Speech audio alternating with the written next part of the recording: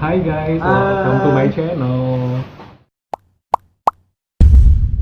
Terus selama di Perancis ya tadi, cintanya waktu itu proyeknya di Perancis kan, magangnya apa sih exchange-nya? Iya, exchange Prancis. Di Perancis kan itu tuh ngapain aja, terus kayak berapa lama? 3,5 bulan. Iya. 3,5 bulan itu tuh ngapain aja? Oke. Jadi mungkin aku cerita secara kronologis aja ya, karena kan ikut 4 kegiatan waktu di Eropa. Jadi waktu aku pertama kali itu dari Jakarta itu transit di Doha, kemudian ke Copenhagen di Denmark. Itu ikut konferensi simulasi WHO. Oh, langsung konferensinya dulu. Iya. Jadi konferensi simulasi WHO itu kita kayak MUN gitu. Jadi kita di-assign ke negara tertentu atau misalnya pharmaceutical company atau perusahaan farmasi internasional atau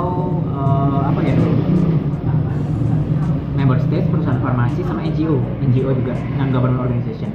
Nah, aku waktu itu merepresentasikan negara Laos gitu. Jadi kan kayak belajar tentang sistem kesehatan Laos itu kayak gimana. Terus waktu itu tuh isunya adalah tentang essential medicines atau obat-obat generik gitu.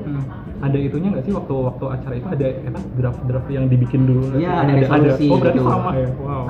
Dan sebelum ada draft kita juga bikin position paper gitu. Oh, itu maksud aku position paper. Iya, jadi kita bikin semacam essay gitu, apa sih stance yang negara yang kita representasikan tentang isu tersebut gitu. Terus nanti ada diskusi nanti dibagi per region. Kan kalau Laos berarti kalau nggak salah Asia Tenggara ya, atau Western Pacific gitu. Nanti diskusi di satu region, terus nanti ada panel atau plenary-nya yang semua negara. Terus kayak ngebahas suatu isu dan nanti setelah dibahas suatu isu nanti kita bikin resolusi kayak kan itu kan tentang essential medicine ya kalau obat generik gitu.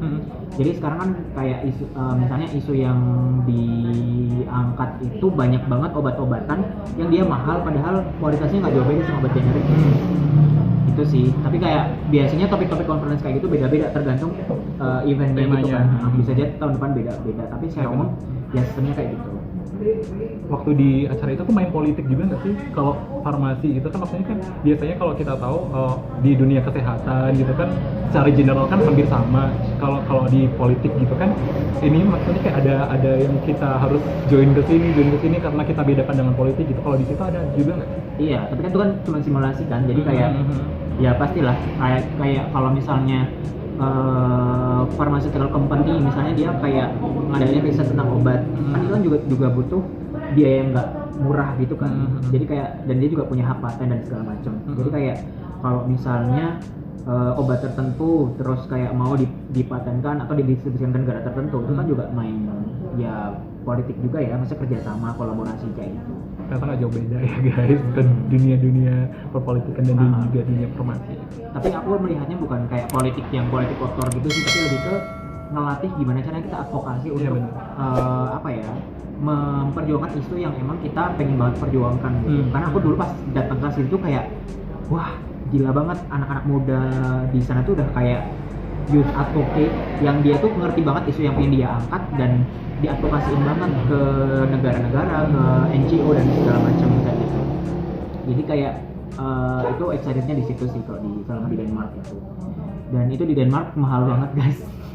Oke, jadi setelah di Denmark aku di Denmark itu 6 hari kalau nggak salah 1 minggu lah. Terus aku itu ke 1 minggu itu tuh masuk 3,5 bulan yang tadi atau beda? Masuk. Oke. Masuk.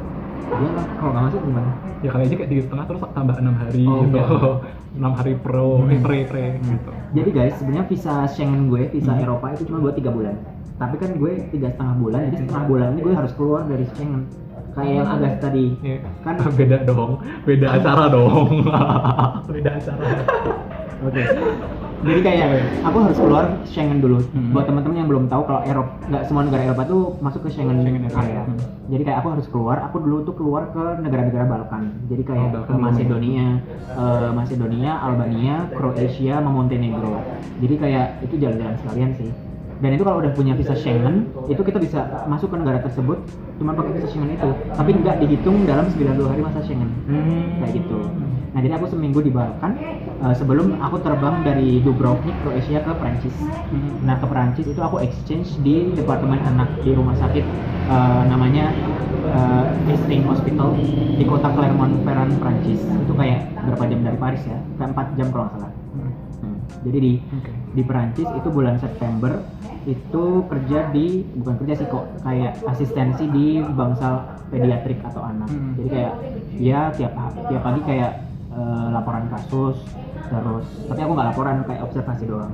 Terus kayak visit ke pasien, diskusi sama mahasiswa sana, diskusi sama residen, sama konsulen sana kayak gitu.